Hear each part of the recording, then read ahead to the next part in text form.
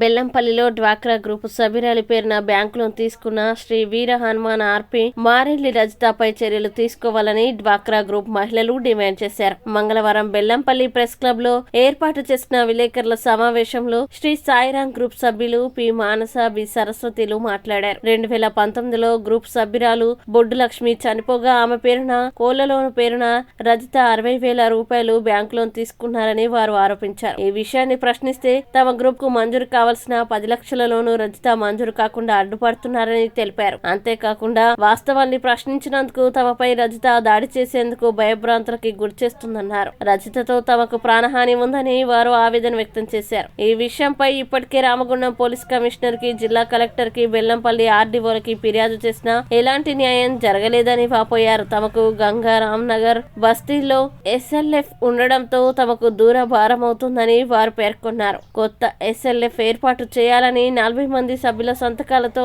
అధికారులకి దరఖాస్తు చేసుకున్న ఇప్పటి వరకు కొత్త ఎస్ఎల్ఎఫ్ ఏర్పాటు కాకుండా ఆటంకాలు కల్పిస్తుందని వారు తెలిపారు. ఇప్పటికైనా ఉన్నతాధికారులు స్పందించి చనిపోయిన సభ్యురాలి పేర లోన్ తీసుకున్న ఆర్పి రజితపై తగు విచారణ జరిపించి చట్టపరమైన చర్యలు తీసుకోవాలని, కొత్త ఎస్ఎల్ఎఫ్ ని అధికారులు మంజూరు చేయాలని వారు డిమాండ్ చేశారు. లేని ఏడల పెద్ద ఎత్తున ఆందోళన కార్యక్రమాలు చేపడతామని హెచ్చరించారు. ఈ సమావేశంలో గ్రూపు మహిళలు ఈ శ్రావణి, ఎం లీలావతి, శబానా తదితరులు పాల్గొన్నారు.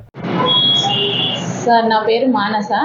నేను శ్రీ వీర హనుమాన్ ఎస్ఎల్ఎఫ్లో శ్రీ సాయిరాం గ్రూపు సభ్యురాలని.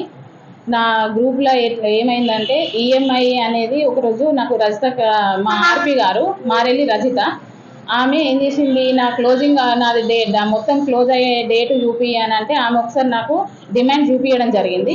అందులో ఈఎంఐ అనేది నేను చూసిన 2,010 రూపాయలు ఈఎంఐ ఉంటుంది. నేను కట్టే అమౌంట్ ఎంత 2,200 అవుతుంది.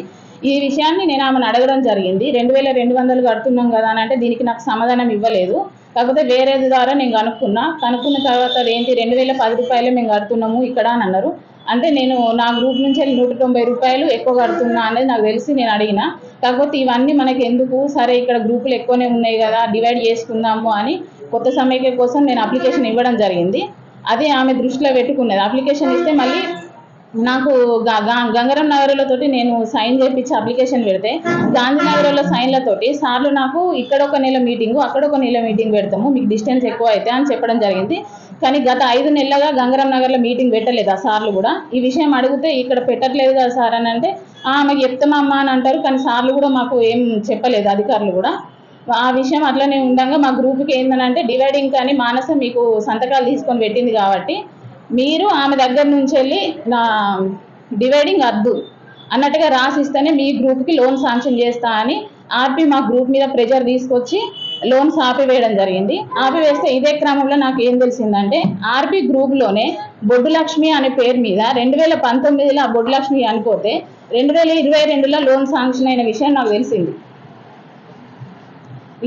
లోన్ శాంక్షన్ అయిన విషయం నాకు తెలిసి నేను ఆమెను అడగడం జరిగింది ఆర్పిని. మరి ఇప్పుడు ఈ సంతకానికే మీకు ఇంత ఇబ్బంది పడుతున్నావు అక్క, మరి చనిపోయిన వారి పేరు మీద ఏ ఫింగర్ ప్రింట్ తోటి ఏ ఐస్ పెట్టి నువ్వు ఎట్లా నువ్వు లోన్ శాంక్షన్ చేయించినావు అని నేను అడిగిన. ఇది నా మీద కక్ష పెట్టుకొని నువ్వు దీన్ని వైరల్ చేస్తే నీ సంగతి చూస్తా, నువ్వు నీ గ్రూపులకు చెప్పినా నేను ఊరుకోను, నేను సైలెంట్ ఉన్నా నువ్వు ఇట్లా చేస్తానవా, నేను స్టేట్ లెవెల్లో నాకు అందరు తెలిసిన వాళ్ళు ఉన్నారు, నువ్వు ఎక్కడికి పోయినా నీ పని ఏం జరగదు. హౌస్ వైఫ్ నేను ఒక 10 సంవత్సరాల నుండి ఒక ఎస్హెచ్జిలో ఒక సభ్యురాలిని. కాకపోతే నేను ఎస్ఎల్ఎఫ్లో లేని సంఘం నాది. నాకు డిస్టెన్స్ ఉందనే నేను ఎస్ఎల్ఎఫ్లో చేరలేదు. మా ఆర్పి గారు మారెల్లి రజిత. కాకపోతే వాళ్ళ ఎస్ఎల్ఎఫ్లో సంబంధించిన ఒక సంఘంలో ఆమె ఒక క్యాండిడేట్కి ఒక పేర్ల మీద 2 లోన్లు శాంక్షన్ చేశారట. ఆ విషయం నాకు తెలియదు. ఆ ఎస్ఎల్ఎఫ్కు కానీ నాకు కానీ ఎలాంటి సంబంధాలు లేవు. ఆ టీఎంసీ సార్ గారు ఆర్పి రజిత గారు మాట్లాడుకున్న వాయిస్ రికార్డు రజిత గారు రికార్డ్ చేసుకొని తన ఫోన్లో తన అనుచరులైన ఇప్పలక్ష్మి గారికి పంపించడం జరిగింది. ఆ ఇప్పలక్ష్మికి పంపించి ఎవరైతే రెండు పేర్ల మీద లోన్లు తీసుకున్నారో ఆమెకు పంపించి రమ్య ఇంటికి పోయి దాడి చేయమని చెప్పిందంట. వాళ్ళు మా ఇంటికి వచ్చి అడగడం జరిగింది. మాకు సంబంధం లేదు, మీకు 2 లోన్లు వచ్చిన విషయం కూడా మాకు తెలియదని మేము వాళ్ళు తెలిసిన వ్యక్తులు అయ్యేపట్టుగా మేము ఏం చేసినాం, సామరస్యంగా అది అయిపోయింది. మేము మాట్లాడుకున్నాం. అవును నేను పంపించినా మీ ఇంటికి వెళ్ళి అడగమని చెప్పినా అని అంటున్నది సార్. ఎటు పోయినా ఎక్కడికి వచ్చినా కూడా వాళ్ళతో మాకు మా ఇంటి చుట్టూ బైక్లతోనే వాళ్ళ అనుచరులు తిరుగుతున్నారు. మాకు భయం వేస్తుంది. వాళ్ళ వల్ల ప్రాణహాని ఉంది. ఇప్పలక్ష్మి అనే మారెల్లి రజిత మీద ఇప్పలక్ష్మి అనుచరులు ఆమె ఇద్దరు కలిసి నాకు ప్రాణహాని ఉంది. తనలో నా భర్త పేరు కూడా లాగుతున్నారు. నాకు తగిన న్యాయం చేయాలని కోరుతున్నా.